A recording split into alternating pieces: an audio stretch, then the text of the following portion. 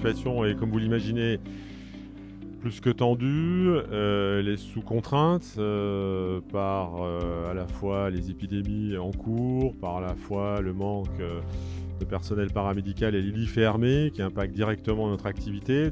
Néanmoins, le service tient, les personnels médicaux et paramédicaux sont là pour assurer les urgences qui est le cœur de notre métier.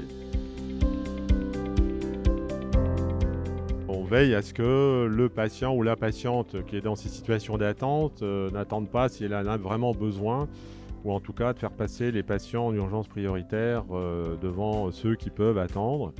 Et effectivement, il y a des pathologies ou des patients qui peuvent quand même attendre quelques heures. Ce n'est pas tout à fait anormal, même si ce n'était pas le cas avant, surtout sur certaines pathologies qui pourraient être prises dans d'autres circonstances ou dans d'autres lieux, quoi.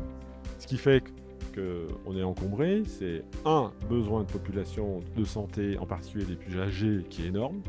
Les nonagénaires, la population nonagénaire explose, en particulier qui vivent à domicile et ils vivent très bien, sauf que quand ils tombent ou quand ils ont de la fièvre, et bien à ce moment-là, il faut très souvent les hospitaliser. Les patients qui ont des pathologies dites chroniques, comme avec le diabète et ses complications, l'insuffisance cardiaque, l'insuffisance rénale, respiratoire, et les patients et la pathologie cancéreuse aussi, ces patients ont plusieurs décompensations chroniques en même temps, ce qui fait qu'ils reviennent souvent à l'hôpital et qu'on arrive à les guérir, et tant mieux, donc ils rentrent chez eux et ainsi de suite, mais ils reviennent et ainsi de suite.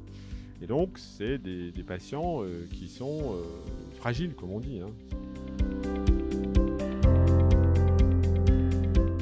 Pour d'autres situations qui ne sont pas graves au sens vital, c'est d'aller quand même appeler son médecin traitant. Alors, je sais qu'en ce moment, surtout dans cette période, c'est compliqué, de vacances et de mouvements social.